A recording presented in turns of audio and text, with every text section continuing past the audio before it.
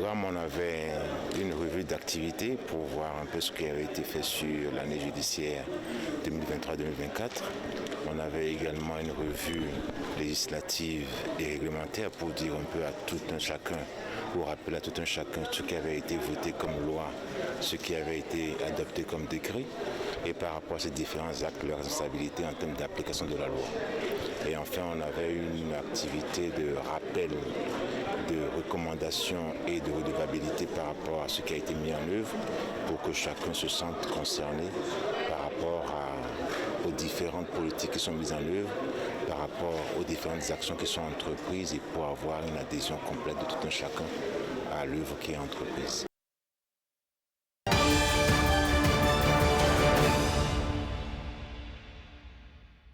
Avoir la santé, ce n'est pas seulement l'absence de maladie ou d'infirmité.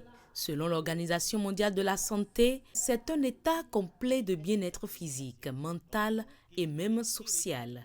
En l'absence d'un, l'individu n'est pas en bonne santé. Mais plusieurs défis empêchent cet état complet de bien-être. Le ministère des Affaires sociales et de la microfinance prend donc en main le volet socio-sanitaire de ces défis à travers plusieurs actions comme la campagne Agbazache, Sikanoué. En fond, lorsque nous disons Agbazache, ça veut dire mon corps, mais ce qui suit, prendre soin de son corps. Agbazache, Sikanoué. Mon corps, c'est de l'or. Et ça regroupe plusieurs éléments. Donc, comment aider la jeune fille à pouvoir prendre soin de son corps? D'abord, avoir une certaine estime de soi, à pouvoir répondre à un certain nombre de préoccupations sur la santé sexuelle et reproductive. Nous avons un guide qui permet aux assistants sociaux dans les communautés de pouvoir organiser des séances, de pouvoir aider les parents à pouvoir échanger avec leurs enfants sur plusieurs thématiques de santé sexuelle et de reproduction. C'est un ensemble d'actions comme riposte face aux défis sanitaires de notre temps. Au-delà de cela, le ministère appuie le financement de soins de santé à plusieurs ménages et individus. Il y a des assistants sociaux qui travaillent aussi bien dans leur bureau qu'au lit des malades, même en dehors de l'hôpital. Maintenant, quand le malade est indigent, il y a ce que nous avons en première ligne, les appuis d'urgence. Donc, ces appuis d'urgence servent à faire face rapidement à un certain nombre de préoccupations au niveau de l'hôpital. Et ça, c'est d'autant plus important parce que les patients ont besoin d'honorer les ordonnances, de pouvoir suivre les soins, parce que le personnel médical ne peut évidemment pas faire le travail quand il n'y a pas l'accompagnement qu'il faut correctement. Nous avons constaté aussi ces actions sur le terrain à travers les appuis qu'ils mènent envers les enfants qui sont en situation de vulnérabilité. Les assistants sociaux sont au cœur de toutes ces actions présentées lors de cette 3e journée scientifique des sciences de la santé.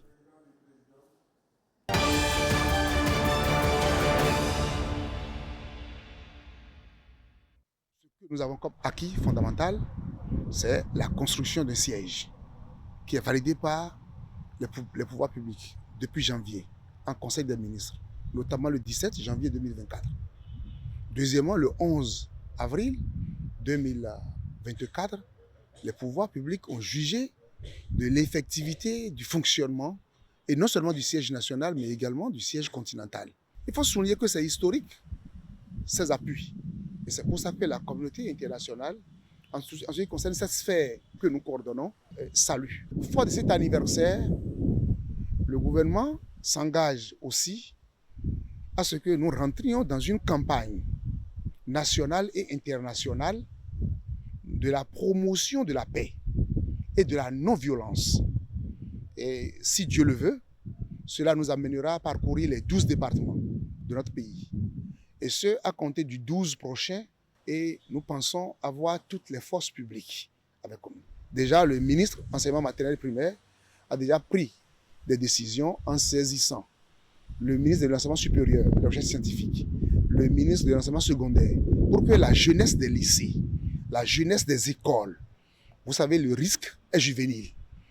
Le risque à la compromission de la paix, le risque à la violence est beaucoup plus juvénile. Donc la jeunesse de nos universités, à travers les facultés, instituts et écoles, soit associée à la danse. Les communautés, à la base, seront également associés et nous estimons que ce sera de bons messages, de bonnes sensibilisations parce que notre pays en a besoin, surtout quand on voit le futur proche que nous avons.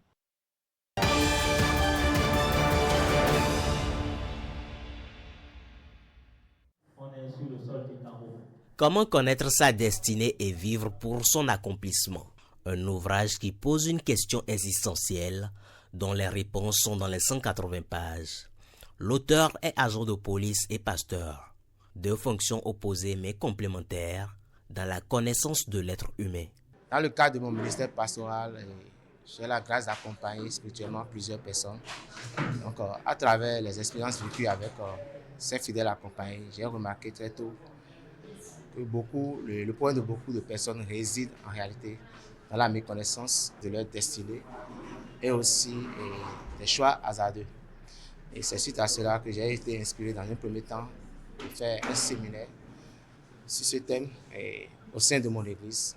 Et plus tard, j'ai été inspiré maintenant de l'élargir au grand public. En plus d'être un outil de développement personnel, cet essai est aussi une clé de connexion spirituelle pour comprendre et prendre des décisions. Même les enfants d'aujourd'hui qui ont le Saint-Esprit, il nous arrive de faire des mauvais choix parce qu'on n'a pas pu discerner lorsque Dieu nous parle. Et lorsque tu fais un songe, ou bien c'est une prophétie, la première des choses, moi personnellement, la première chose que j'ai eu à faire, quand on m'a même prophétisé que je suis un serviteur de Dieu, je suis entré en moi-même.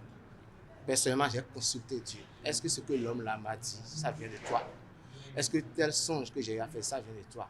Et j'ai eu une première, une deuxième confirmation. Là, j'étais convaincu que c'est Dieu qui m'a parlé. Cette nouvelle sortie littéraire de Nicodème Dovenon vient apporter à ses lecteurs le visa pour prendre en main leur destinée. Dans les annales de l'histoire du livre au Bénin.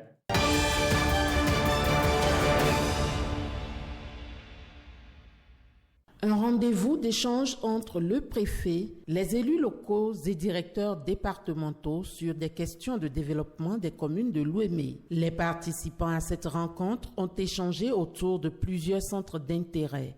La qualité des produits de santé, les conditions d'acheminement, les normes en vigueur pour un meilleur état de santé de nos populations, le renforcement du capital humain à travers la mise en œuvre de certains projets structurants du gouvernement, les infrastructures, notamment le réseau routier, au regard des progrès notés ces deux quinquennats, le commerce, le développement de l'entrepreneuriat béninois à travers la foire du consommant local, la question de salubrité de nos communes. La foire du consommant local dans l'Ouémé, contribution des acteurs locaux, c'est l'une des communications qui a retenu l'attention de l'assistance.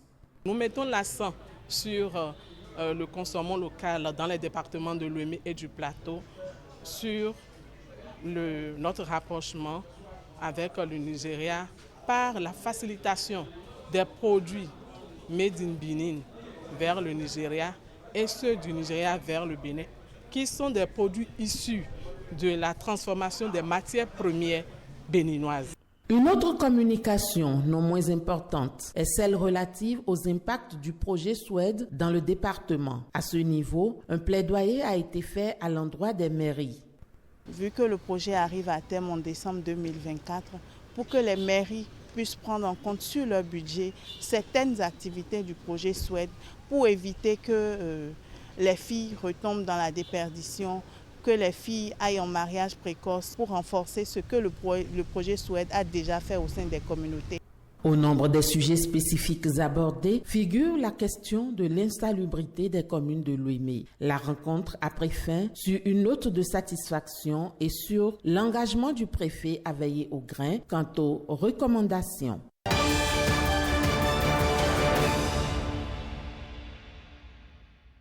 Née des réformes dans le secteur de la santé, l'autorité de régulation du secteur de la santé ARS est très peu connue du grand public. Pour corriger le tir, les responsables de la structure ont initié ces séances d'échange. Ce que nous souhaitons faire passer comme message, c'est que tous les participants sachent exactement ce que c'est que l'autorité de régulation du secteur de la santé, quelle est sa mission, quelles sont ses attributions. Et partout où l'utilisateur des services de santé ira pour se faire soigner, qu'il reçoive des soins de qualité et surtout qu'il ne subisse aucun préjudice. 2 communications ont meublé les échanges. La première porte sur l'historique, l'organisation et le fonctionnement de l'ARS. La deuxième sur le dispositif pour la sécurité des patients dont la mise en œuvre a démarré en mars 2024. Et ça nous permet d'aller voir sur le terrain comment le déploiement se passe et inciter les établissements et les professionnels à faire plus d'efforts pour que d'ici quelques mois, on puisse avoir des éléments palpables sur les conséquences attendues de ce dispositif. C'est une très belle initiative. Maintenant que nous avons des informations par rapport au secteur de la santé, c'est le lieu de nos réunions d'en parler et puis d'informer aussi la communauté et savoir comment nous comporter désormais. L'initiative, elle est très bonne, elle est venue à point nommé. Elle est venue à point nommé d'autant plus que quand la population n'a pas la santé, je crois que le développement tant prôné par le gouvernement serait très loin d'être une réalité. Veiller à la réalisation du droit à la santé pour tous par l'amélioration continue de l'offre et de la qualité des soins, telle est la mission de l'autorité de régulation du secteur de la santé.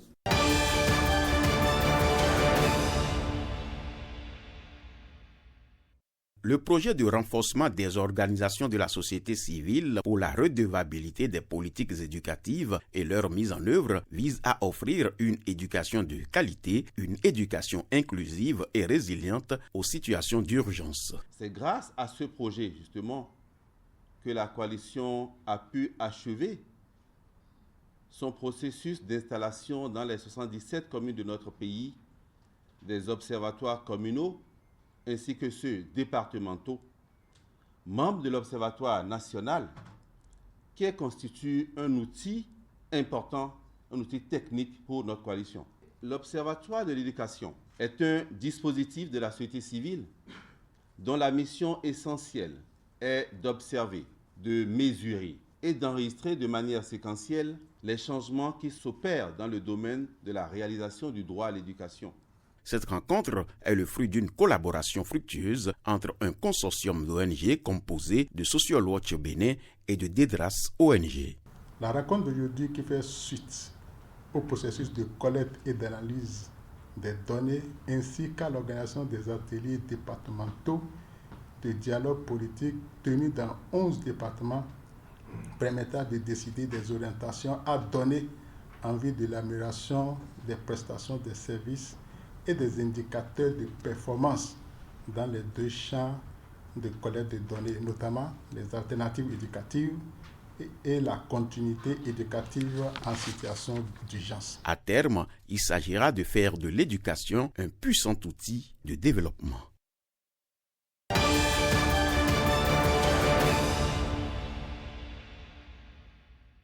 Reconnu dans les 17 États membres de l'Organisation africaine de la propriété intellectuelle OAPI, le Gari Sorgui de Savalou fait partie des produits éligibles à l'indication géographique protégée IGP, ce qui impose aux femmes productrices de ce dérivé du manioc de respecter les normes en termes de qualité. C'est l'objectif de ces séances de renforcement de capacité. Et notre accompagnement ici, c'est beaucoup plus un appui technique que nous apportons alors aux membres de ce groupement Gari Sorgui de Savalou. Ils vont recevoir une formation dans le cadre de la maîtrise des éléments du cahier de charge pour pouvoir être imprégnés de la responsabilité qui leur incombe par rapport à l'authenticité du produit qui ressort de l'IGP.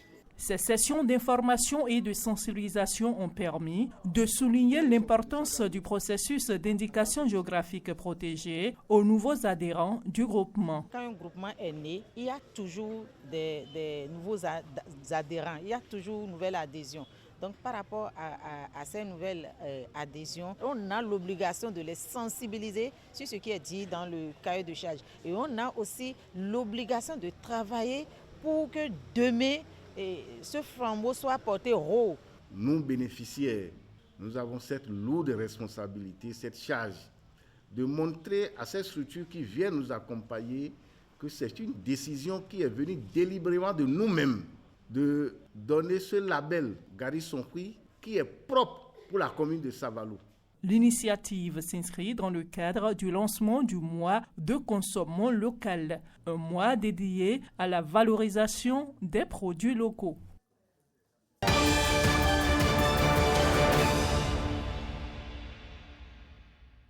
Des acteurs du secteur judiciaire béninois en colloque sur la modernisation de la justice au Bénin. C'était en octobre 2023. Un an après, ils sont de retour dans cette salle à l'occasion de la revue annuelle 2024 pour faire le point de la mise en œuvre des recommandations. C'est une rencontre avec les données de l'activité judiciaire, avec les données des services et des unités judiciaires, avec les données, les réalités de tous les partenaires de la justice, les réalisations de chacun des acteurs. Et cette rencontre est suggérée comme le miroir à l'aune duquel on évaluera les projets et la pertinence des orientations. La revue s'inscrit dans une dynamique d'amélioration continue du service public de la justice. J'ai la pleine conscience de la grandeur de l'ambition et des défis auxquels nous sommes appelés et qui sont à réaliser parfois avec nos modestes personnes et les moyens que nous avons. Mais rien de beau, rien de grand ne peut se réaliser sans un minimum de sacrifice. Je voudrais former le vœu que les travaux qui se dérouleront conservent constamment à l'esprit, telles des boussoles, les recommandations issues du colloque de 2023. Au total, 3 sessions sont retenues pour faire le bilan des performances réalisées au cours de l'année écoulée et pour discuter des perspectives dans le cadre de la nouvelle rentrée judiciaire.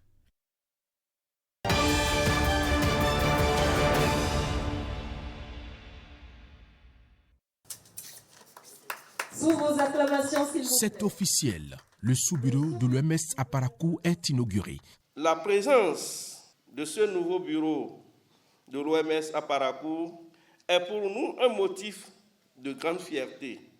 Cela témoigne de l'importance stratégique de notre ville comme centre névralgique pour la région nord, mais aussi comme un pôle de santé, de développement et de coopération. Ce bureau rapprochera les actions de l'OMS des populations des 4 départements du Nord. Monsieur le représentant résident de l'OMS, je voudrais, au nom de mes collègues des autres départements et au mien propre, vous exprimer toute notre gratitude, de même que celle des populations, par le biais de votre autorité, à la prestigieuse organisation dont vous avez la charge pour toutes les actions que vous n'avez de cesse de mener au profit des populations. La stratégie de coopération pays, élaborée en accord avec le Bénin, servira de cadre de référence pour les interventions de l'OMS de 2023 à 2027. Ce bureau jouera un rôle clé permettant à l'OMS d'intervenir plus efficacement dans ces zones. Il facilitera une meilleure coordination entre les autorités sanitaires régionales, garantissant ainsi que nos actions répondent de manière directe aux besoins spécifiques des populations locales. Je saisis l'occasion pour vous adresser au nom de Dr Rebecca Moeti, la directrice régionale de l'OMS pour l'Afrique, mes chaleureux remerciements au gouvernement du Bénin. En investissant dans la santé de ses citoyens, le Bénin investit dans l'avenir de ses communautés, dans son développement économique et dans la stabilité sociale. Depuis plusieurs décennies, vous n'avez cessé d'apporter tout votre soutien au gouvernement du Bénin dans ses efforts pour relever les nombreux défis auxquels il est confronté dans le secteur de la santé. Au fil des années, cette coopération se bonifie et c'est l'occasion pour moi de magnifier ce partenariat aussi solide que fructueux. Des équipements de santé d'une valeur de plus de 95 millions de francs CFA ont également été remis pour renforcer le système sanitaire national. Et le véhicule Marche.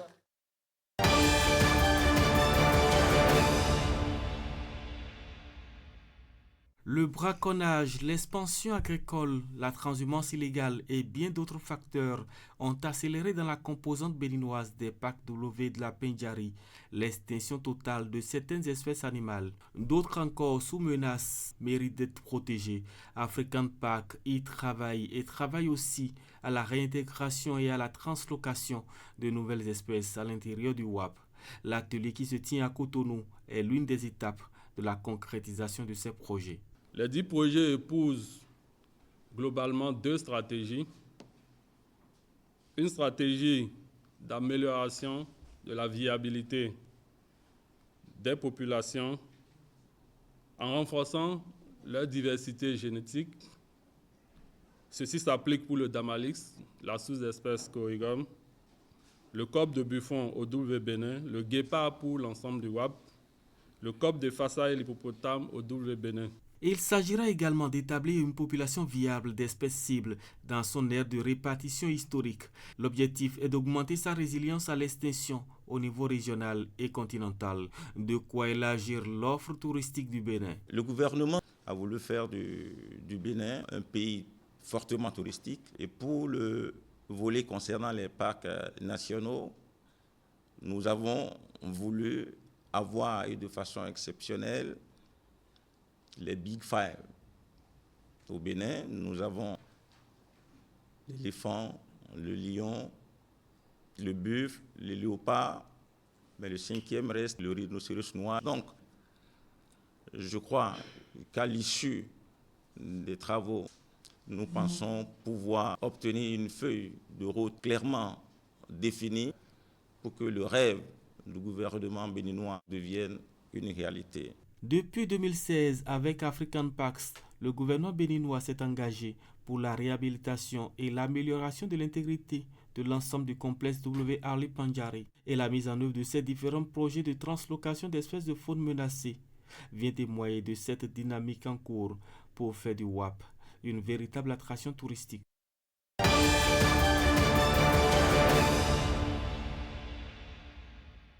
Ils sont sous les feux des projecteurs au détour de cette cérémonie. Ces 22 stagiaires de l'École nationale des eaux, forêts et chasses ont franchi un nouveau cap. Ils ont décroché avec brio leur diplôme d'études supérieures. L'objectif de la formation au DES-EFC est de donner aux stagiaires des aptitudes au commandement. Tous les cours et modules planifiés ont été effectués et donc les objectifs ont été atteints. Des parchemins au bout de l'effort pour ces conservateurs de première classe, désormais aguerris pour conduire les destinées de la préservation de l'environnement, mais aussi pour assumer des fonctions administratives et de commandement. Le major de cette deuxième promotion affiche avec une fière allure le sens de l'engagement des 22 récipiendaires. À la fin de cette formation, nous nous sentons prêts à embrasser avec détermination nos missions afin de contribuer efficacement à la vision de la nouvelle politique forestière. Au nom de mes collègues stagiaires, je voudrais exprimer notre gratitude au président de la République et au ministre du Cadre de vie et des Transports chargé du développement durable pour avoir autorisé cette formation de niveau supérieur. Officiellement lancée le 26 juin dernier, la session de formation de cette deuxième promotion se referme sur une note d'espoir.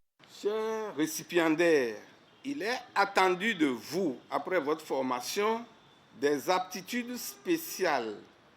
C'est pourquoi je vous exhorte à la probité, au professionnalisme et à une meilleure gouvernance des ressources. Cette formation est l'heureux aboutissement des réformes engagées par le président de la République dans l'histoire des eaux, forêts et chasses depuis sa création en 1938. Un horizon radieux pour ces récipiendaires, désormais appelés à relever de nombreux défis, notamment ceux de la riposte face à la criminalité faunique et floristique.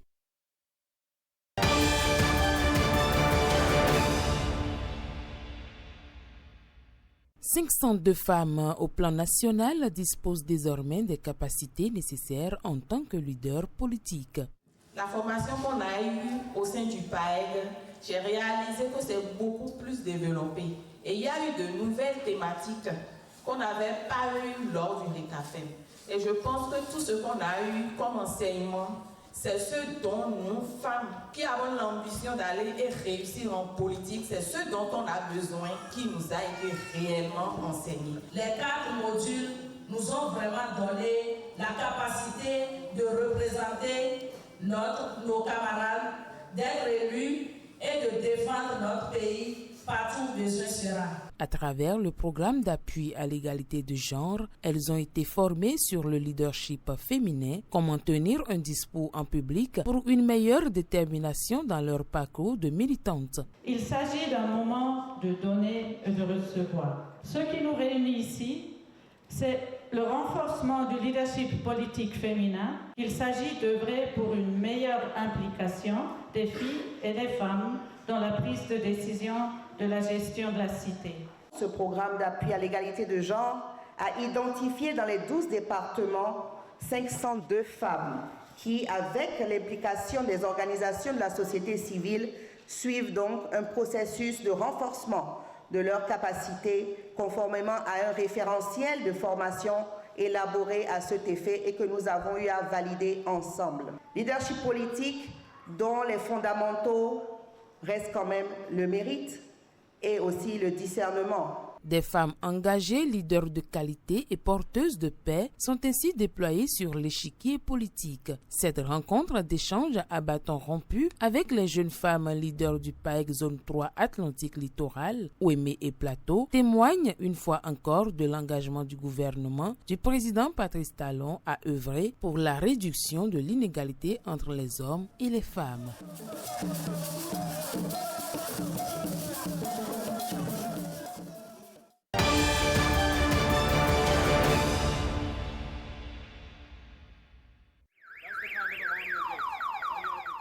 C'est une démonstration du fonctionnement de ce dispositif anti-intrusion, un arsenal de sécurité parmi tant d'autres présentés à cette première édition du Salon de la sécurité, de la sûreté et de l'assurance du Bénin.